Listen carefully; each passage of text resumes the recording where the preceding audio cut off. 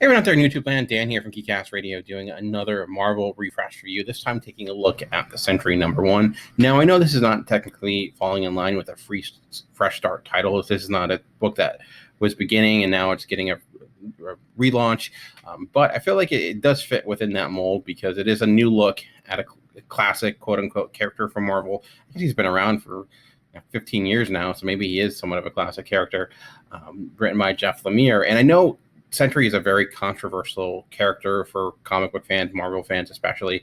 People hate him for a variety of different reasons.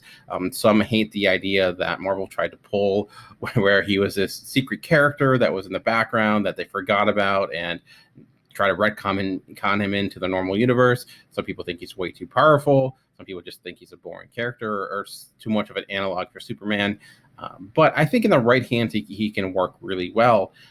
And I do like the idea of that super powerful character that has to balance that responsibility, being that powerful, with another piece. Superman has his balance right now. It's dealing with his family and being a father and a husband and knowing that he can't save everyone. But the Sentry, that balance is him being the Sentry and knowing he can also be responsible for the Void, which can come and ultimately try to destroy everything. So have this try to balance both of those worlds. And this, what Jeff Lemire has done, kind of picking up with what Donny Cates did in his run on Doctor Strange, is a pocket universe has been created where Sentry can be Sentry. He can be his full Sentry self, going crazy with all of his enormous power set, and he can destroy the moon if necessary to keep the Void at bay. But within 24 hours, everything will reset, and as it's resetting, he is in the normal everyday Marvel universe where he is, let's just say, not the superhero type. He's just got kind of he's got this really decrepit looking beard. He's fat and out of shape. He does not look like your everyday superhero. He works as a short order cook, and he seems like he's kind of trying to balance this world where he's in this pocket universe, and then when he goes into the normal Marvel universe, he's just a short order cook, kind of working a dead end job, going about his life, just trying not to be noticed. And what I wonder about this is looking at how these two worlds are set up, because Bob, in this case, he seems to be very apprehensive of having to do this responsibility he holds, although his partner, who exists in the pocket universe, but he doesn't have the opportunity to go back and forth like Bob does. He's stuck in the normal universe. He's missing an arm. He is kind of jealous of Bob because he has the ability to be the Sentry again, where he can't be that powerful sidekick that he was in this universe. But Bob is very much against him even going into it, saying it's only going to lead to bad things. It does make me wonder, though, if Jeff Lemire is going to be approaching that, and if, in fact, Bob is lying to himself and lying to others. Does he actually enjoy being the Sentry more so than he's letting on? Is the Void? Is he more control of the Void than he lets on as well? Where exactly does Bob begin and Sentry end? I think those could be some interesting angles to take. And it's hard not to look at this title and think, this is Jeff Lemire doing a Silver Age story, a Golden Age deconstruction of a character like the Sentry. Although Sentry is a relatively new character, his tropes, his creation is much in vein of that past world.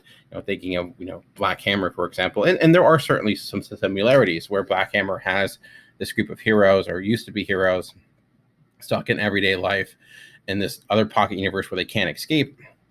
And we see their current situation compared to that of their past hero days. And this, it's more real time, where both of those worlds are existing simultaneously. And what does that mean? He has to check in every 24 hours with this group that's head by Misty Knight, this kind of secret government agency that's, I guess, whatever S.H.I.E.L.D. would have been if that still existed. And this issue very much was just setting up the status quo.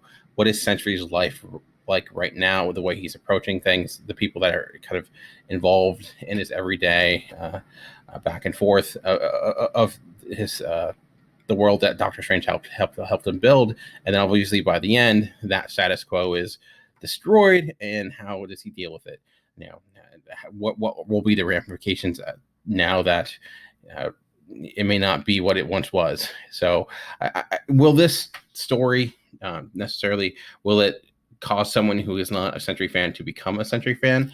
I don't necessarily think so, because it very much is taking the mythos that has been established for that of the Sentry and just approaching that, and kind of Jeff Lemire's not rewriting anything or kind of taking anything new at this point, but just seeing that idea and I think trying to carry it out in a different way, perhaps, like where Bob is broken down to a very, very, very shell of himself, more so than ever before. Now, though, he doesn't have that outlet he once did. So what happens next? I do think that approach could be intriguing. I did really enjoy the art from Kim Jacinto. It does have kind of a Linus Francis Yu look to it, especially with the character faces. It did feel like kind of a similar style. I thought it was effective in kind of showing both of these two worlds and differentiating them in a way where you can kind of tell the normal world it didn't look very superhero esque. I would never have guessed it's actually, that may not be a Marvel universe. Everything just looks kind of basic and bland, which is good compared to the Sentry throwing something against the moon and destroying it. It established itself really to kind of show a gigantic to differentiate these two kind of situations for the Sentry, for wherein he is his full on powerful self, and when he is he seems like he could not be more deadbeat than his situation. So I like everything that's been set up in this. I think it has a lot of potential. Some mysteries have been established. One major mystery over who is the person behind, taking away Sentry's ability to go to this other universe, and I don't want to give anything else away, but ultimately it's a 5-part, I think a 5 or 6-part miniseries, and the first chapter, obviously knowing that, is just kind of giving us a taste of what's to come, and I enjoyed that. I thought it was well done. I trust Jeff Lemire as a writer a great deal. He's doing some of the best books in comics right now. This seems right up his alley, both because he does a really good job of taking a lot of the establishment of not only just characters, but kind of the rules of superherodom, and it feels like he has more freedom in this. I didn't love Jeff Lemire's work on the X-Men. It seemed like editorial kind of tried to push him into being someone else. The Jeff Lemire-ness of it was taken out. This feels much more like a Jeff Lemire comic, probably the most Jeff Lemire Marvel book he's done, even more so than something like Old Man Logan. It just fits his sensibilities really well. So if you're reading his creator-owned stuff, his independent work, this is much more akin to that than it is anything he's done in superhero world, even something like the Terrifics, which is obviously a takeoff of the Fantastic Four.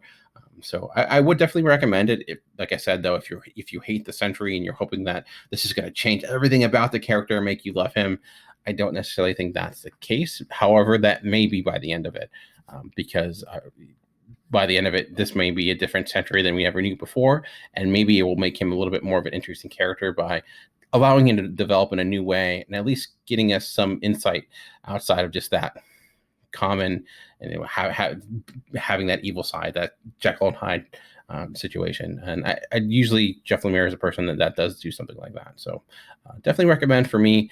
Enjoyed this a lot. Probably one of the best Sentry comics, if not the best Sentry comic I've read.